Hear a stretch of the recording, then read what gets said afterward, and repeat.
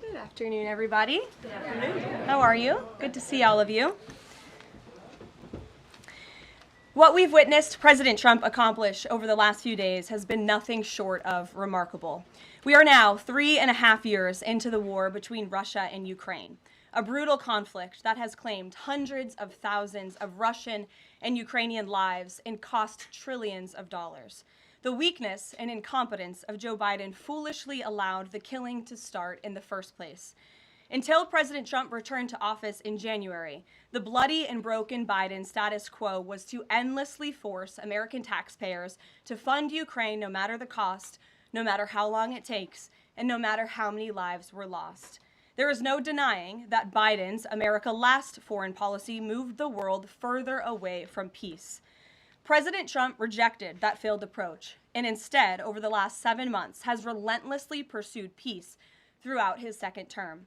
And thanks to President Trump's efforts, we finally have movement after years of deadly gridlock. On Friday, as you all know, many of you were there, President Trump hosted Russian President Vladimir Putin in Anchorage, Alaska, for a bilateral meeting. This was the first time President Putin has been to the United States since 2015, and the first time he has met with an American president in years. President Putin publicly confirmed what President Trump has said all along. The war between Russia and Ukraine never would have started in the first place if President Trump were in office. This was always obvious to any person with a shred of common sense. Just look at what took place during the last 4 administrations. Under George W. Bush, Russia invaded Georgia. Under Barack Obama, Russia took Crimea. Under Joe Biden, Russia invaded Ukraine. But under President Trump, Russia did not invade nor take anything. President Trump is the only president this century, Republican or Democrat, who has held Russia in check and ensured peace in Europe. That's because Russia has always greatly respected President Trump and his peace through strength foreign policy approach. But overall, the bilateral talks in Alaska were very productive, and multiple key points were agreed to between the two leaders that truly opened up the door for Phase 2 discussions, which took place yesterday here at the White House, within 48 hours of that meeting in Anchorage, I may add. As you all know, there were many European leaders here, as well as Ukrainian President Zelensky. They all traveled here to meet with President Trump to maintain the momentum and work toward a lasting peace. Across the board, every leader credited President Trump for his decisive leadership that has reignited the dialogue in hopes of finally bringing this war to a peaceful conclusion. 2 quotes in particular capture the progress that was made and the optimism moving forward. Finnish President Alexander Stubb said, "I think in the past 2 weeks, we've probably had more progress in ending this war than we have had in the past 3.5 years. Again, that is the president of Finland, a country that shares a border with Russia. That's what we call the President Trump effect. NATO Secretary General Mark Rutte also summed it up well. Without President Trump, this deadlock with Putin would not have been broken. He is the only one who could do this. Following the encouraging conversations yesterday, President Trump spoke with President Putin by phone, and he agreed to begin the next phase of the peace process, a meeting between President Putin and President Zelensky, which would be followed, if necessary, by a trilateral meeting between President Putin, President Zelensky, and President Trump. As the president said, Vice President Vance, Secretary Rubio, and Special Envoy Witkoff will continue to coordinate with Russia and Ukraine to make this happen as soon as possible. It's very important to remember that before President Trump's landslide victory last November, there was no end in sight to this bloodshed. Now, there may finally be light at the end of the tunnel and an opportunity for lasting peace. That's because President Trump is the peace president, and American leadership is back on the world stage. It should not be lost on anyone in this room that world leaders are coming right here to Washington, D.C. for help. While previous presidents have traveled halfway around the world to apologize for America, President Trump stands up for America, and he has firmly restored America's status as the undisputed leader of the free world. However, one thing that has absolutely not changed is the media's negative and downright false coverage of President Trump and his foreign policy accomplishments. From the beginning of this entire process, much of the left-wing media has been actively rooting against the President of the United States in the pursuit of peace. Initially, the media ridiculously claimed that President Trump was somehow beholden to Russia for even agreeing to have a face-to-face discussion with President Putin inside of the United States. The media said President Trump was making a grave mistake by, quote, legitimizing Putin. They were aghast that President Trump would treat another world leader like a world leader. The media relentlessly attacked President Trump and claimed he suffered a, quote, major defeat for not immediately emerging with a final agreement, even though he said heading into that meeting, this was a meeting to listen and to understand how to move the ball forward. All weekend following those historic U.S.-Russia bilateral talks, we listened to clueless pundits on television trying but failing to claim that the president had failed. The so-called experts in the foreign policy establishment, whose record is nothing but endless wars, trillions of wasted taxpayer dollars, and dead Americans, have the nerve to try and lecture President Trump, who has solved 7 global conflicts in 7 months, about peace. This is the same president, by the way, who brokered the Abraham Accords in his first term, on top of more than half a dozen other peace deals this year alone, as I just said. We also saw yesterday the president of Ukraine and all of the other major leaders of Europe fly across the Atlantic Ocean to meet President Trump at the White House because of the progress that was made, and that, if you ask the media, failed meeting, but it was not. It was highly productive and it was successful. This is why Americans' trust in the mass media is at a lowest point in more than 5 decades. Diplomacy is a delicate process, and instead of reporting the facts about what is happening here at this White House and what is happening between this president and other leaders around the world, many outlets in this room continue to try to actively undermine the president and sabotage the efforts towards peace. That is why I felt the need to set the record straight. In other news, on the home front, President Trump's efforts to make D.C. safe again are working. There have been a total of 465 arrests since the start of this operation on Thursday, August 7th. Last night, there were a total of 52 arrests, including the arrest of an illegal alien MS-13 gang member with convictions for DWI and drug possession. Thanks to President Trump's leadership and the outstanding work of both federal and local law enforcement, dangerous gang members like the one picked up last night will not be allowed on the streets of our nation's capital. Other arrests last night included assault with a deadly weapon for stabbing, parole violation for robbery, murder, outstanding warrant for attempted murder, assault on federal law enforcement officer, and felony assault. 4 more homeless encampments were also removed during yesterday's reporting period. To date, a total of 48 homeless encampments have been cleared in Washington, D.C. by multi-agency teams. MPD patrol units are actively working with city officials to locate and clear additional encampments and remove homeless residents off of Washington's streets. And despite fake narratives from the media, again, a significant number of the arrests have been in high crime areas of D.C. In fact, nearly half of all of the non-illegal alien-related arrests have occurred in wards 7 and 8, the two wards that have the highest number of violent crime, as well as homicides and assaults with dangerous weapons last year. So while Democrats continue to coddle violent criminals, President Trump and this administration are focused on putting them behind bars and unapologetically standing up for the safety of law-abiding American citizens. And the White House will continue to provide all of you with the results of this operation in the days ahead. So with that, I will take your questions today. Here in our new media seat today, we have Jack Posobiec, who joined us in Anchorage, Alaska last week. Jack, thanks for being here. Why don't you kick us off? Caroline, thanks so much. So a couple of questions regarding the status of these peace talks. Obviously, we saw the President and President Putin there in Anchorage. We saw the world leaders here yesterday with this summit. We've heard phrases like coalition of the willing. We've also heard Article 5-like guarantees.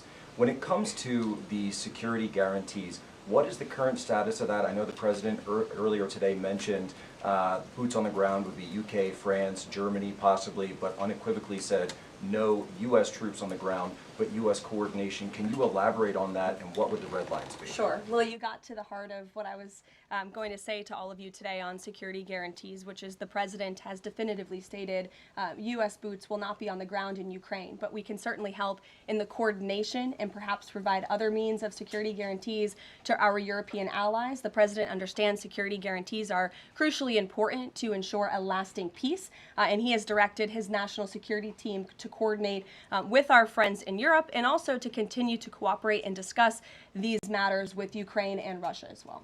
Caroline, now have the Russians responded at all? I know we spoke with President Putin last night. What has been their response? Because we've heard some reports from the Kremlin and others saying they're unequivocally against NATO troops on the ground. Well, look, the President continues to have these conversations with both leaders. Those conversations took place in Anchorage, Alaska, again yesterday with the Europeans and President Zelensky, and he has directed his team to come up with a framework for these security guarantees that can be acceptable to help ensure a lasting peace and end this war. And then just last question real quick on this.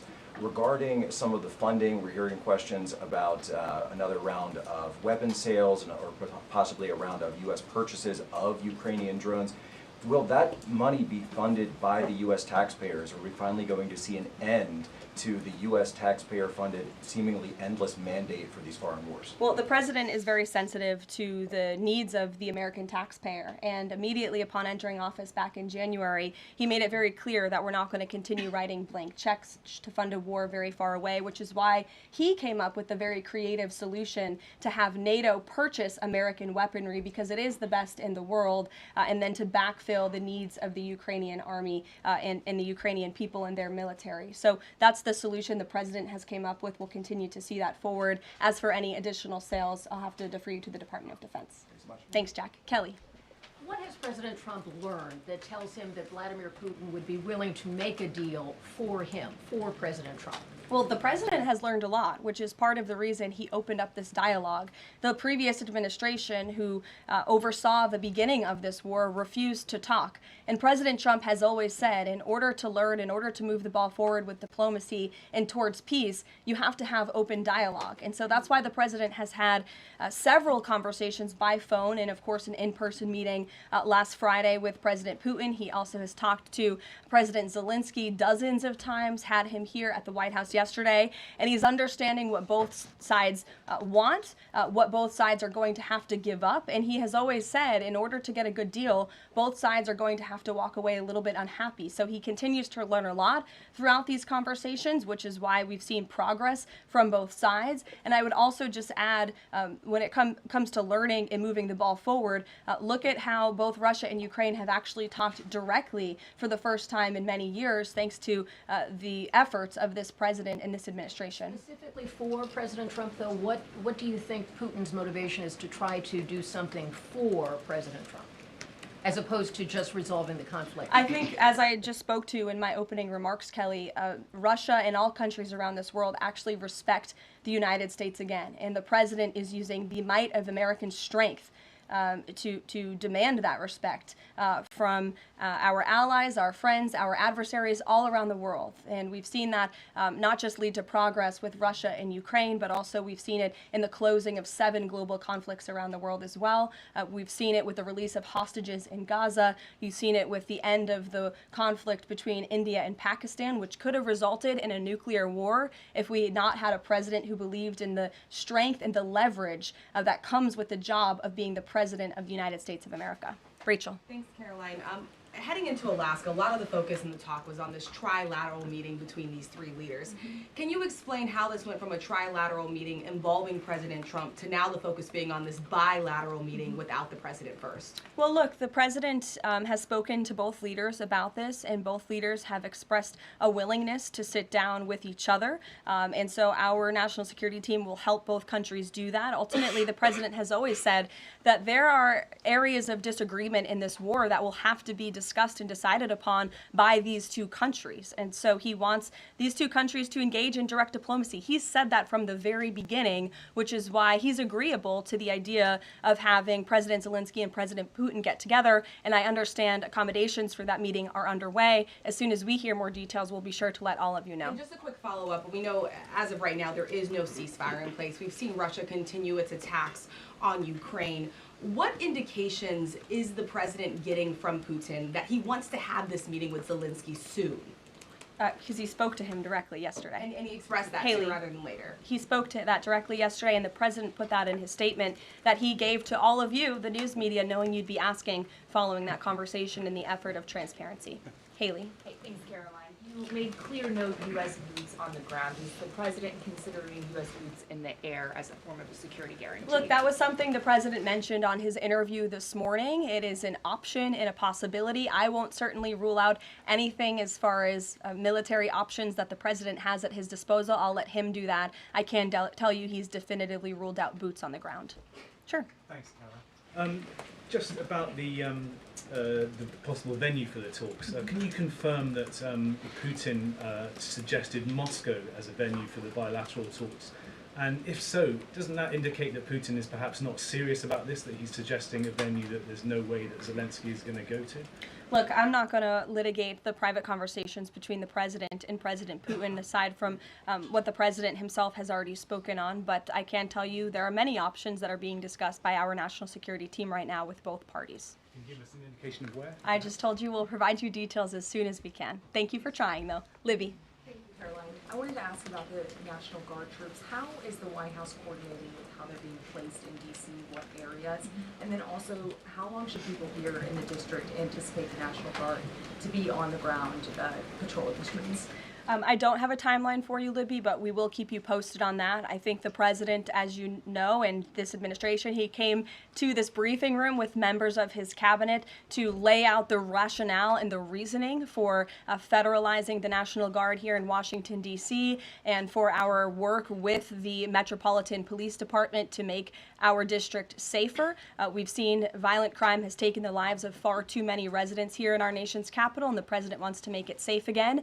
And as for the coordination efforts, this interagency team is meeting and talking daily. In fact, there's a meeting taking place right now in the West Wing with members of the interagency task force to continue to discuss not just the National Guard deployment, but also how we can continue to remove public safety threats off of the streets of Washington, which, as the numbers I just showed you prove, they are doing every single night. I will just reiterate, 465 total arrests and counting since the start of this operation. I believe 11 or 12 days ago, I'll have to check the calendar, but those are pretty remarkable results. If not for this task force and their high level of coordination and the leadership of this president, there would have been 465 more violent criminals on the streets of this capital that you all live in every day. So I think we should all be very grateful for that. Stephen. Thank you, Caroline.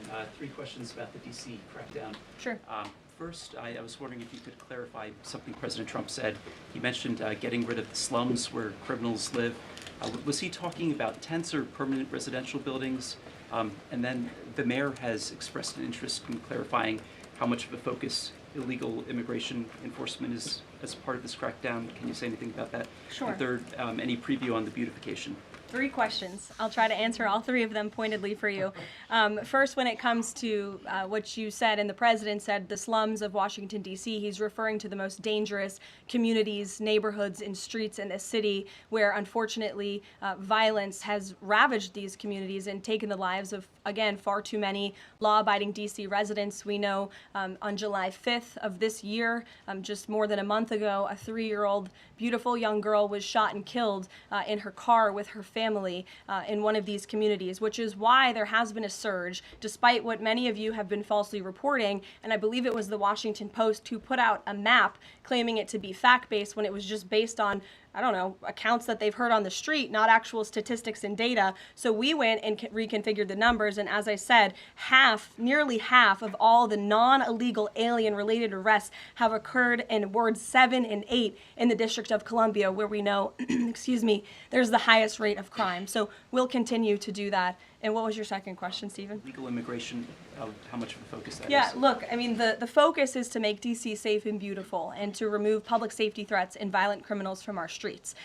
If federal law enforcement, with the help of the Metropolitan Police Department, come across illegal aliens, of course, we are going to abide by this administration's policy of law and order, and we are going to remove illegal criminals from our nation's capital.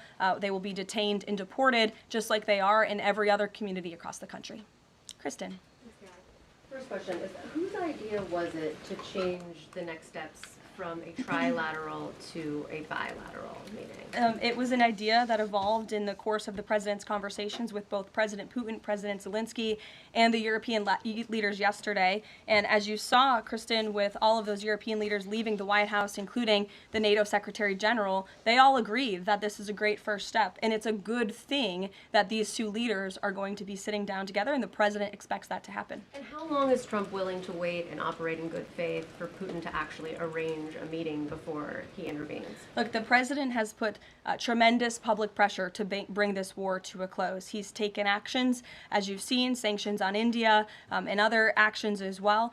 He's made himself very clear that he wants to see this war end, and he has scoffed at the ideas of others that have been raised that we should wait another month before any meeting takes place. The president wants to move, and he wants to bring this war to an end as quickly as possible. Just a clarification on Sean. something you said earlier about Putin agreeing to the meeting. The Kremlin seemed to indicate that Putin did not firmly agree to a bilateral. Did he agree to have a sit down with just Zelensky on the phone? I can assure you that the United States government and the Trump administration is working with both Russia and Ukraine to make that bilateral happen as we speak. Sean. Hey, if the point is to get everybody on the same page, why wouldn't Trump just take the call from Putin while the other leaders were in the room? He said it would be disrespectful to do that. But why is it disrespectful? With all due respect, only a reporter from the New York Times would ask a question like that, Sean.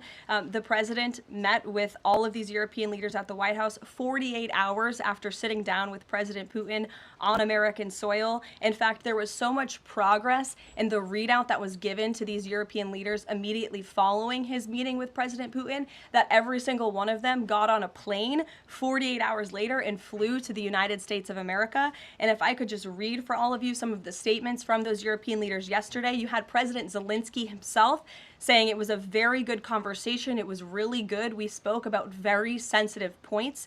The Secretary General, Mark Rutte, it was the president, only because of the president, that this deadlock was broken, but with President Putin by starting a dialogue. So these leaders, who this war is in their backyard, are very grateful that the president took that call and that he was there to provide them with a readout of Russia's thinking on this, something that was not done by the previous administration at all. Catherine. Thank you. Is the White House looking at Budapest as a possible location? I'm not going to confirm or deny locations. We'll provide you with details as soon as we can. Just following up on Kristen's question, I understand that the White House is working and allies are working to make this meeting happen, but did Putin promise to do a meeting with Zelensky, a direct meeting, in the coming weeks? He has, and I just answered that question for you. Franco. Thanks. I just want to clarify. So you are saying that President Trump is considering U.S. pilots and U.S. aircraft potentially supporting European or Ukrainian forces? The president spoke to that himself this morning when he called into Fox and Friends, and I would defer you to his answer. You can read it directly yourself. In addition, can I ask, no boots on the ground, Steve Witkoff's talking about Article 5 like security guarantees. Can you talk about what other Article 5-like security guarantees that are being considered if it's not boots on the ground? These are very sensitive diplomatic discussions that are currently taking place literally as we speak. So I will leave it to the national security team, and I'll leave it to the president to have those private discussions with these leaders as we try to bring this war to an end. And can I ask one Mary more? Margaret, go ahead. Thanks, Caroline. Two questions, if that's okay.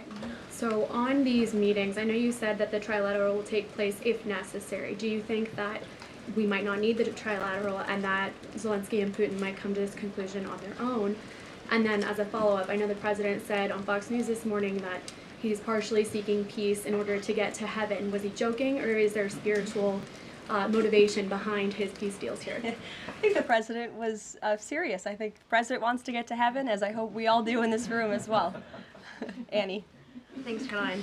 I'm just shifting gears to the Department of Justice for a minute. Can you walk us through why another deputy FBI director was named? Does Trump have any displeasure with how the FBI has been being run to date? And then I have a question about the antitrust division. No, Andrew Bailey is extremely qualified. As you know, he's been serving with honor as the Attorney General of Missouri, and he's been brought on as another set of very credible and experienced hands to work alongside the current Deputy Director, Dan Bongino, under the leadership of the Director, Kash Patel, and the Attorney General, Pam Bondi. And the FBI has been doing a tremendous job. We've seen their agents out on the streets as part of this interagency task force here in Washington. But the crime that they've been stopping here in Washington, they've been doing this for 7 months all across the country. In fact, there's been 19,000 arrests by the FBI nationwide. That's more than double last year in the same time period. Of those, 1,600 arrests were for violent crimes against children. 4,000 child victims have been rescued by this FBI under this current leadership. 1,000 arrests from investigations of foreign terrorist organizations. There's been 1,500 kilos of fentanyl seized. 6,300 kilos of meth have been seized. And 3 of the top 10 most wanted have been arrested so far. Not a single one of the individuals on the top 10 most wanted list were arrested under the previous administration. We've arrested 3 in 7 months. So when you're actually working and enforcing law and order, you need all hands on deck. And so we look forward to welcoming Andrew Bailey to this new post. Jackie. I have a quick question about Roger Alfred, who's a former DOJ official. He gave a speech in Aspen yesterday where he said that senior DOJ aides are cutting deals with favored lobbyists. I'm wondering if the president has any concerns at all with the way the antitrust division is working.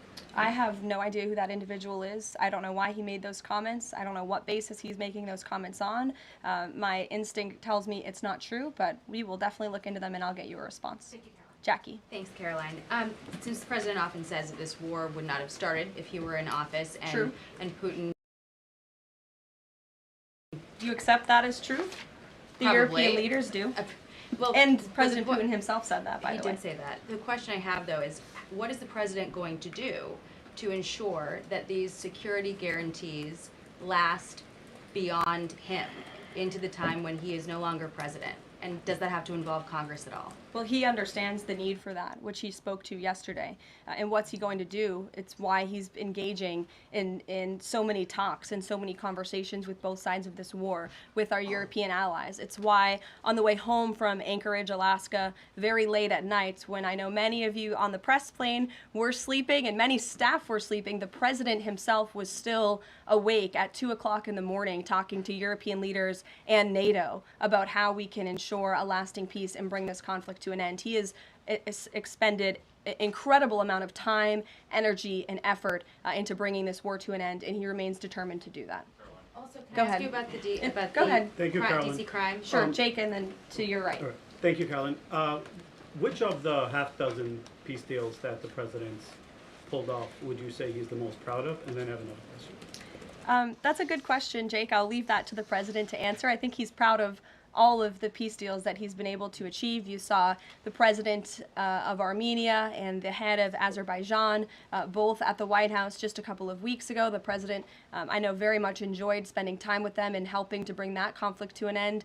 He very much enjoyed his time with leaders of Rwanda and the Democratic Republic of the Congo in the Oval Office, talking to them about bringing that decades-long war to an end. India and Pakistan.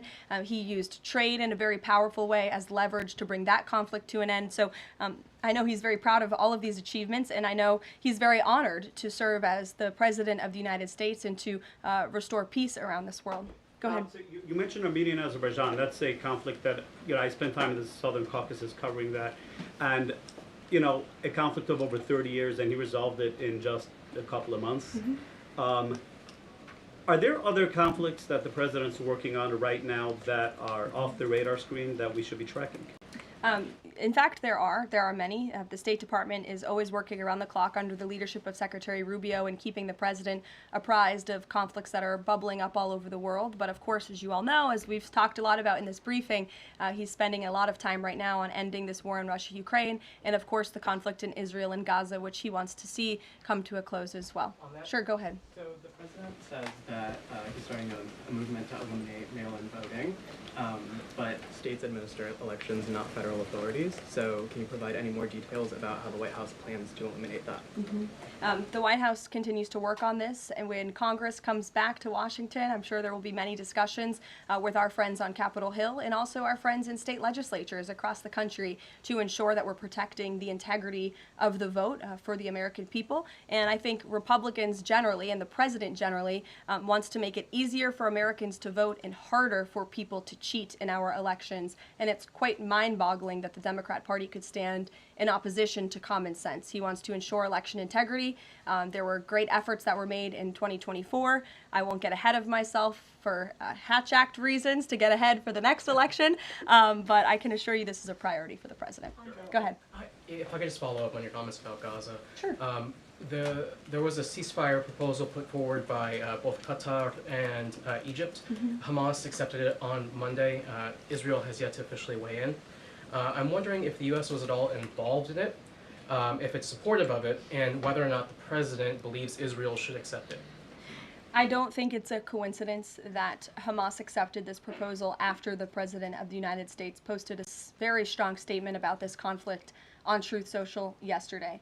I would refer you back to that statement. As for this proposal that Hamas has now accepted, the United States continues to discuss it, and I'll let the President weigh in on it definitively.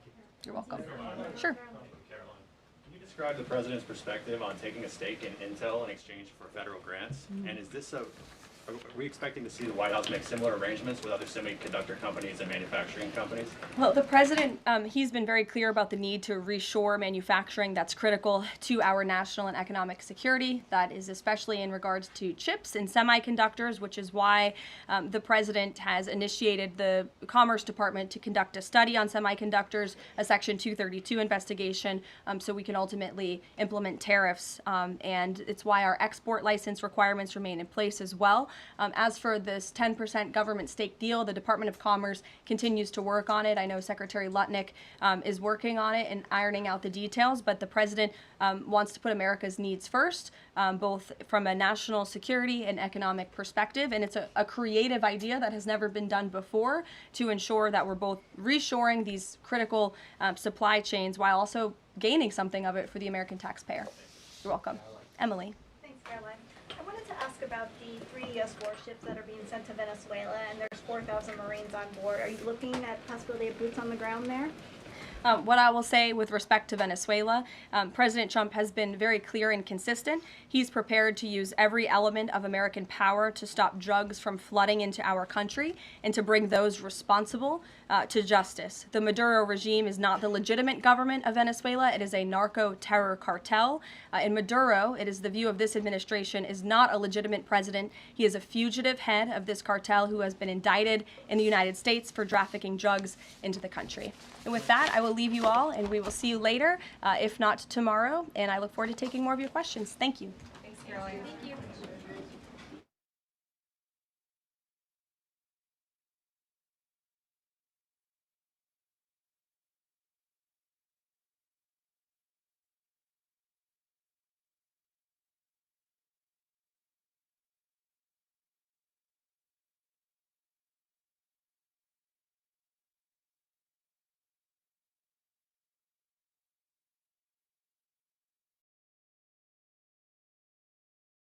A four-star Space Force general, the recipient of the Defense Distinguished Service Medal, one of the most respected people in the world having to do with defense. You know, we have offense and we have defense. I'll bet he's good at offense.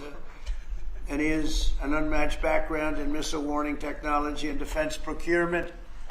General Goodline also knows that we need to move fast. No one is more qualified for his job, and everybody, this was a universal acceptance of General Goodline. Everybody that knows him and knows everybody else, they said there's only one man for the job, so I have a feeling we have the right guy. But now I'd like to invite Secretary Hegseth and the General to please say a few words and describe the system a little bit. And we appreciate you being here. The press has really been very fair over the last period of a couple of months. I don't know what happened to you. It was so much more exciting the other way. But you've been very, very fair. We have very high poll numbers, the highest we've ever had. And I think we're doing a great job. We had a tremendous trip to the Middle East, as you know. It was a really amazing trip. And now I came home, and this is the one I was really looking forward to this day, because this is very important for the success and even survival of our country. It's a pretty evil world out there, so this is something that goes a long way toward the survival of this great country.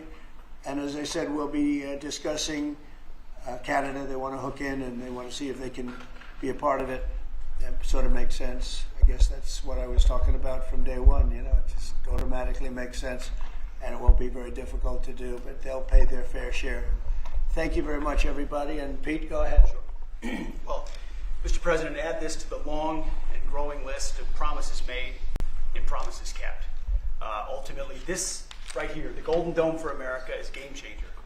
It's a generational investment in the security of America and Americans. Mr. President, you said we're to secure our southern border and get 100% operational control after the previous administration allowed an invasion of people into our country. President Reagan 40 years ago cast the vision for it. The technology wasn't there. Now it is, and you're following through to say we will protect the homeland from cruise missiles, ballistic missiles, hypersonic missiles, drones, whether they're conventional or nuclear. It's not lost on me, sir, also that you had the vision to start the Space Force.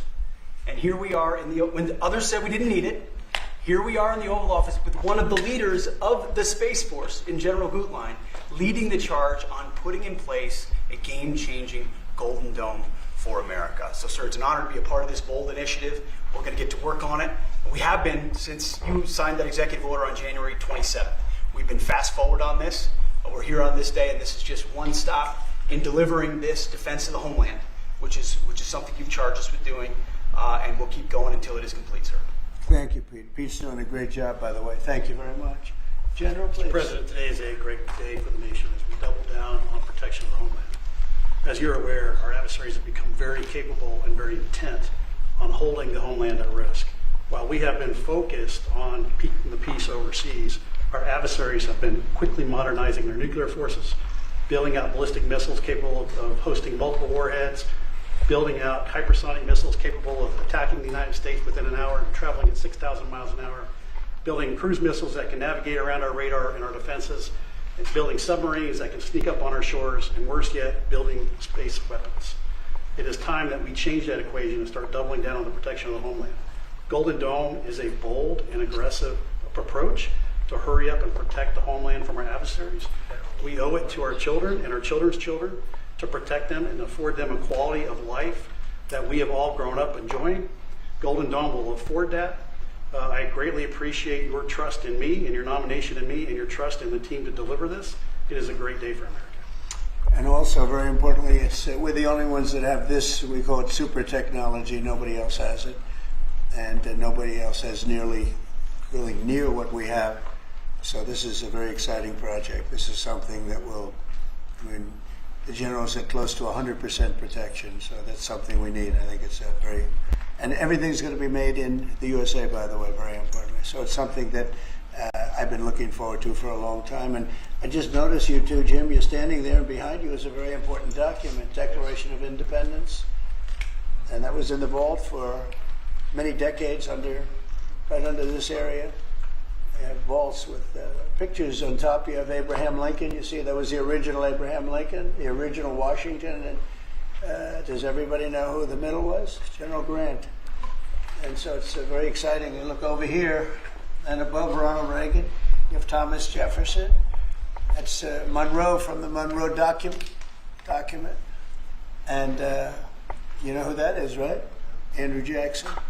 So we have a lot of very exciting pictures, and on the other side, likewise, some great presidents and great people. On many of these, because people were asking about them, many of them, almost all of them, were in the vaults or nearby, but generally in the vaults downstairs.